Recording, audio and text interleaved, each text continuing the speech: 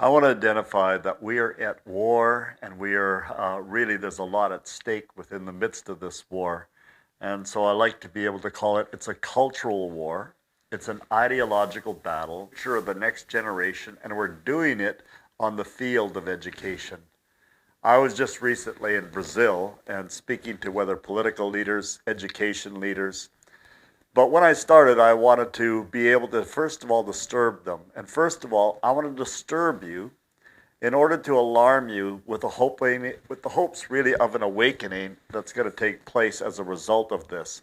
And then I want to be able to bring the hope of what I believe God is doing in the midst of all of this. But I want to start with a story out of 2 Kings chapter 6. What was going on in that context, the king of Aram was taking his Aramean army and continually making plans to be able to defeat Israel and their army.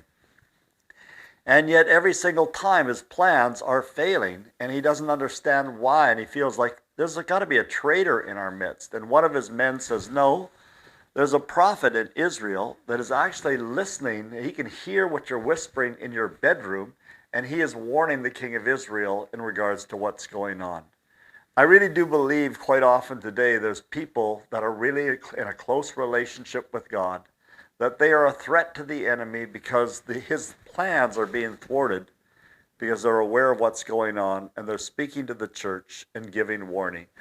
Well, the king of Aram, what he wanted to be able to do is he sent his army to surround Elisha and his servant. But in the morning, when Elisha's servant woke up and saw the army of the Arameans surrounding them, he was terrified. He didn't know what to do, and he is, disturbing Elisha or trying to, look, we're being surrounded by the enemy army.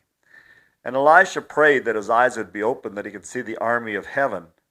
Well, my desire is, I want to first of all say, Lord, open our eyes that we see that we are beginning to be surrounded by the enemy. And I want to see that first of all, then your heavenly host, and then your strategy in what you're wanting to do. So I want to just be able to start again with reminding you that the third education revolution, our vision, is about redeeming education from secularism, restoring it to the church in an ecosystem of veritas and virtue. The purpose of this is so that we can disciple nations by discipling the next generation through the sphere of education. I want to be able to again to state as well that this battle that we are currently in, it's an ideological warfare, which is spiritual warfare. We have to realize whoever writes on the hearts and the minds of the next generation wins the future and shapes tomorrow's culture. Now, there was a significant warning by Abraham Lincoln. He said, the philosophy of the schoolroom in one generation will be the philosophy of the government in the next. That's for good or for bad. But we need to be able to understand by looking at what Calvary Chapel has been researching, by what the Southern Baptists have been researching, that over 90% of our youth are continually falling away when they go to college and university. They may be raised in a Christian context their whole lives till they're 18 or 19 years old. Once they get to college, once they get to university, what I call is the religion of secularism is converting them. It's not as though they're just falling away from their faith. They're turning to the religion of secularism instead. And I want to be able to just identify just how different things within our past in history have been a part of this process so that we can look at history and we can overlay it with what's currently going on so that we can compare and we can evaluate and then have the wisdom and discernment in knowing what to do. So I want to be able to just share a few quotes with you. I'll tell you after if you don't figure out who has said this. But he first of all said, children are the most valuable possession a people can have. He said, whoever has the youth has the future. He alone who gains the youth gains the future. He said, let me control the textbooks and I will control the state. And he boasted our successes in our universities. It assures us the victory of our ideas will win. He states, I freed Germany from the stupid and degrading fallacies of conscience and morality. He said, you belong to us. We will yield you to no one. When an opponent declares, I will not come over to your side, I calmly say, your children belong to us already. What are you? You will pass on. Your descendants, however, now stand in the new camp. In a short time, they will know nothing else but this new community. And again, the state must assert itself as the trustee of the millennial future. In the face of egotistic desires of the individuals, they count for nothing and will have to give way before the ruling of the state. By educating the young generation along the right lines, the people's state will have to see to it that a generation of mankind is formed which will be adequate to this supreme combat that will decide the destinies of the world. Now, if you haven't figured it out already, yes, this is Adolf Hitler who is making these statements, and his entire focus and agenda was being able to ideologically indoctrinate the next generation through the sphere of education. And he started this 7 years before the Second World War began. So he's using the classroom, and he is using just his ideological beliefs to be able to use propaganda to teach these youth. And, there's other statements that he's also made. He says, I begin with the youth. We older ones were used up, we're rotten to the marrow, but my magnificent youngsters, are there any finer ones in the world? Look at these young men and women. What material? With them, I can make a new world. My teachings will be hard. Weakness will be knocked out of them. A violently active, dominating, brutal youth, that is what I'm after. Youth must be indifferent to pain. There must be no weakness and tenderness in it. I want to see once more in the eyes the gleam of pride and independence of the beast of prey. I will have no intellectual training. Knowledge is ruin to my young men. I would have them learn only what takes their fancy, but one thing they must learn, self-command. They shall learn to overcome their fear of death under the severest test. This is the heroic stage. Out of it will come the creative man, the God-man. So Hitler's plan is this God-man, and in his entire system, what he is seeking to be able to do is shape and form the minds of the next generation by writing on their hearts and their minds through the context of education. So history became historicism, the study of history for political purposes. It taught Nazi values and assumptions, reinforcing the myth of Aryan supremacy. In biology, it was used as a vehicle to push race ideas, enlightening children about Aryan supremacy and the despicable traits of Untermensch, or subhuman people and races. So they were looking at everybody else as subhuman. And they were using biology, they were using history, they were using the other subjects to be able to promote their belief system. So there's many other things I can tell you about what transpired, but when we take a look at it, what happened under the context of that system, there's Martin Niemöller. He was a Baptist pastor. He fought in the First World War, but in the Second World War, he first of all, like many other Christians and many leaders, saw what Hitler was doing as a good thing. They saw the benefits until it began to progress further and further. But his poem, if I recall it correctly, he identifies things like, first of all, they came for the communist, and I was not a communist, so I did not speak. Then they came for the union workers, and I was not a union worker, so I did not speak. Then they came for the Jews, and I was not a Jew, so I did not speak. And he said, then they came for me, and there was nobody left to speak for me. So there's this progression that was going on, and people saw the benefits of it, but so often the awakening was too late. The majority of Germany was Christian, but yet they were completely overwhelmed by all the good things that they saw, that they didn't see the dynamic and the trajectory of where things were going. Well, I'll also just want to cover communist ideology briefly and say that Karl Marx said the education of all children from the moment they can get along without a mother's care shall be in the state institution at the state's expense. Vladimir Lenin said, give me one generation of youth and I will transform the whole world. Stalin said, Education is a weapon in whose effects depends on who holds it in his hands and whom it's aimed at. Now, Stalin, interestingly enough, in 1937 to 1941, had over 20 million Christians put to death. The greatest threat that he saw to communism were the Christian ideas and the Christian values. Now, it was really only Hitler attacking Russia that stopped all the slaughter of all of these Christians. We talk about the 6 million Jews killed, and that is horrific, but so many don't hear about the 20 million Christians that were killed from 1937 to 1941 within Russia. There's a warning that Martin Luther gave, and it's very interesting to be able to note this. Of what he foresaw, I don't know, but here's his warning. He said, "I'm much afraid that the universities will prove to be the great gates of hell unless they diligently labor in explaining the Holy Scriptures and engraving them in the hearts of youth. I advise no one to place his children where the Scriptures do not reign paramount. Every institution in which men are unceasingly occupied with the Word of God must become corrupt." So he's warning about the necessity to have the Word of God as central in whatever education system that we are a part of. I could go on to talk to you about many historical things that we can see where education is harnessed for a political, ideological objective.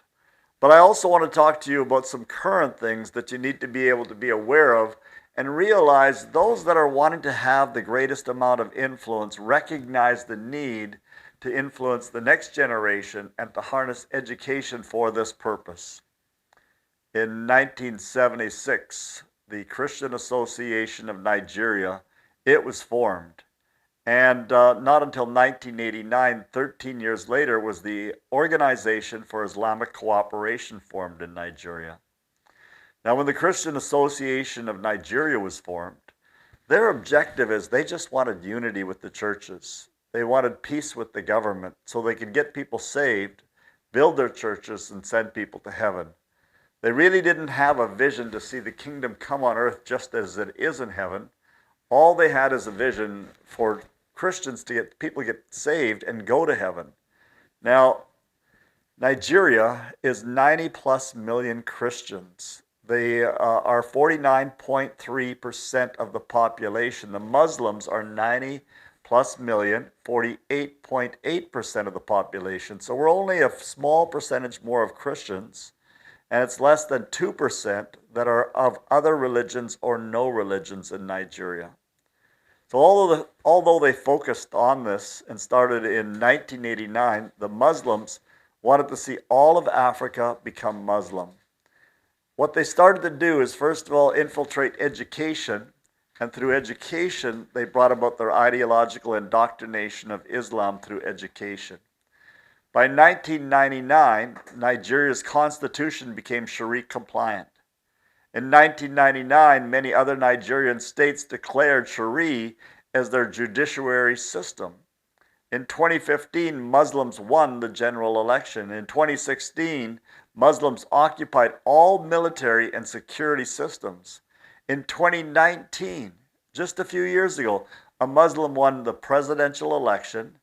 Now, the heads of the federal legislature are Muslim. The Chief Justice is, the Court of Appeal, the Federal High Court, the top military and government positions are secured by Muslims. Now we can say, yes, so what? What does that matter? And, when we look at it as well, we see the Christian Association of Nigeria and the Christians, they prayed and they protested as the Muslims took more and more ground. Well, the Muslims, what they did through the Organization for Islamic Cooperation, they strategized. They unified, they organized, they mobilized, and it was education first, media second, then various spheres of influence after that. So they had a strategy, they had a long-term strategy, and it really only took them 30 years.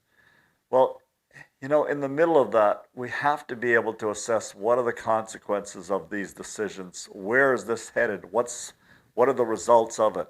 Well, in a couple of years, over 100,000 Christians have been killed in Nigeria. Over 2,000 churches have been destroyed. 5 million plus Christians have lost their homes, have lost their property, and are completely displaced. It's become one of the top 5 most dangerous places in the world for a Christian to be able to live. And once again, I want to just be able to show to you what Christians did is they prayed and protested. I'm not against prayer and protesting, but I'm wanting to be able to identify those that organized won the day. Those that organized and mobilized and unified and strategized were able to see the results. And I think we've got to be able to not only pray for his kingdom to come on earth as it is in heaven, but we need to be actively gathering together to be able to look at what are we going to do in an organized way to be able to participate with the answer being the answer to our prayers of his kingdom coming on earth as it is in heaven. You know, I could go through a whole list of various details about the strategy of the plan and how it came about, but we can just look at the results.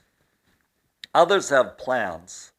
I've just recently been reading about India in 1925 of the group, the BJP, and I have a difficulty time trying to say this, so I won't bother even trying.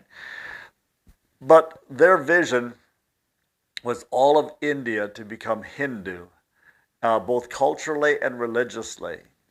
And in doing that, they started to be able to organize and mobilize. Now, Prime Minister Modi is a part of that. I don't know that they are experiencing significant unity or organization. All I'm wanting to identify is that they have a vision to be able to achieve this end. But talking to my friends, I hear that in some ways there's really not a whole lot going on in progress. But what I'm wanting to be able to help us understand is many people are wanting to be able to shape the future. Many, whether religiously, politically, are wanting to ideologically indoctrinate the next generation. But I want to show you a little bit what's going on here within the United States, within Canada, and various other nations as well. I want to quote John Dewey, who is known as the father of modern education in the USA. And this is what he said. This father, it's where we get the Dewey Decimal System. This father of education, he said, there is no God and there is no soul. Hence, there is no need for the props of traditional religion. With dogma and creed excluded, then immutable truth is dead and buried. There's no room for fixed and natural law or permanent moral absolutes. He also said schools should take an active part in directing social change and share in the construction of a new social order. Now, Horace Mann, one of the greatest influences within the United States of the education system, he said, what the church has been for medieval man, the public school must become for democratic and rational man. God would be replaced by the concept of public good. Now, John Dunphy, another key leader within education in the United States, he says the battle for humankind's future must be waged and won in the public school classroom by teachers who correctly perceive their role as proselytizers of a new faith, a religion of humanity that recognizes and respects the spark of what theologians call divinity in every human being. He also said utilizing a classroom instead of a pulpit to convey humanistic values in every subject, regardless of the educational level, preschool, daycare, or large state universities. Now, the largest labor union in the United States is called the National Education Association. And the leader of this union, he states, this is Paul Hobner, the schools cannot allow parents to influence the kind of values of education their children receive in school. That is what is wrong with those who say there's a universal system of values. Our goals are incompatible with theirs. We must change their values. A lady by the name of Elizabeth Bartholet, She's a Harvard Law professor, and she fights for child advocacy. And she is really battling in the area of education. And she says the issue is we do not think that parents should have a 24/7 essential control over their children from ages 0 to 18. I think that's dangerous. I think it's always dangerous to put powerful people in charge of the powerless and to give the powerful ones total authority. So her fear is parents and seeing them as authoritarian, totalitarian, autocratic, dictatorial, and damaging for the children. And that she believes that the children should be controlled and directed by the state. And so we have to just realize, I'm not saying any of these various plans are prevailing, but I want us to be able to look at the plans that are out there. And when we look at the plans that are out there, to be able to identify, well, how much of this are we seeing? Is it one person, one organization? Are there multiple things that are going on? But what is our response to these plans? What is God doing? And it's not so maybe our reaction, but of a recognition these are things that are in opposition to the Lord advancing his kingdom, which is increasing on the earth just as it is in heaven. But there are enemy strategies that he's using people to achieve to be able to accomplish this. I want to talk to you about Alice Bailey, which has been approximately almost a 100-year plan that she has proposed. And the first thing that she proposes is this.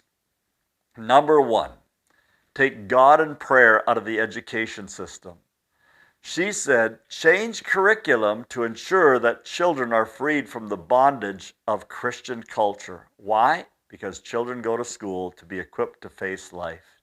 They're willing to trust and they're willing to value what is being given to them. If you take God out of education, they will unconsciously form a resolve that God is not necessary to face life. They will focus on those things that the school counts them worthy to be passed on, and they will look at God as an additional if one can afford the addition. You know, within the context of our schools in the United States and Canada, or at least in Canada, we're teaching SOGI 1, 2, 3, sexual orientation, gender identity, all the way from kindergarten. We're promoting LGBTQ agendas. There's a seeking to get a drag queen within every school. To me, this is absolutely bizarre, and the consequences, I could tell you story after story, and maybe I'll tell you some stories later about a friend of mine ending up in prison because of his position in relationship to his daughter. But for now, I'll go through these points. Number two, reduce parental authority over the children.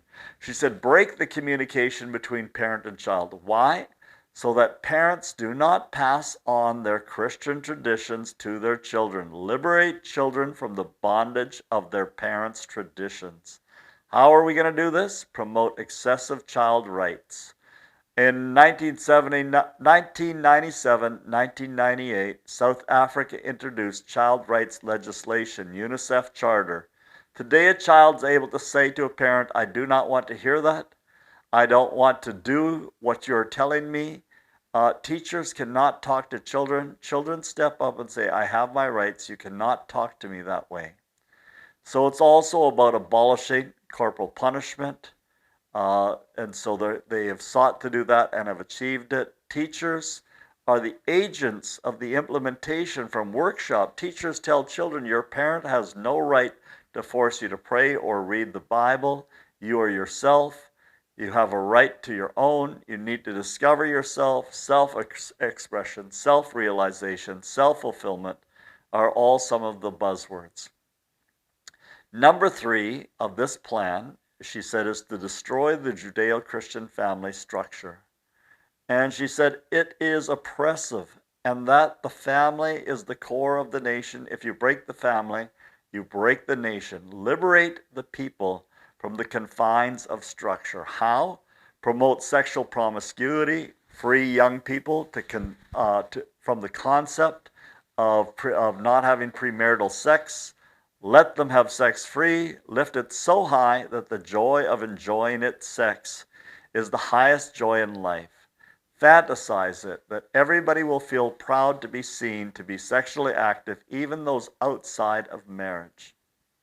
Number 6 in her plan is make homosexuality an alternative lifestyle. Alice Bailey preached that sexual enjoyment is the highest pleasure in humanity. No one must be denied and no one must be restricted how to enjoy themselves.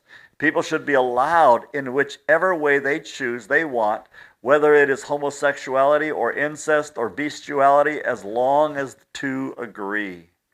Number 7 of her plan was debase art, make it run mad. Alice Bailey understood that the arts are one of the primary keys to change culture. How?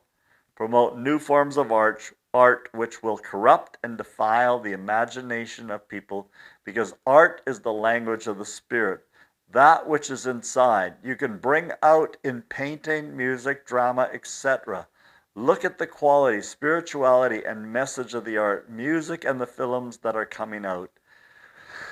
We have to see that whether or not it's her plan, she's identifying maybe the plans of the enemy, but number 8 was use media to promote and change the mindset. Alice Bailey said the greatest channel you need to use to change human attitude is media. Use the press, the radio, TV, cinema. You can tell today how successful they have been in implementing the plan over the last 50 years. And so the number 9 is create an interfaith movement. Alice Bailey wrote, promote other faiths to be at par with Christianity and break this thing about Christianity, about being the only way to heaven.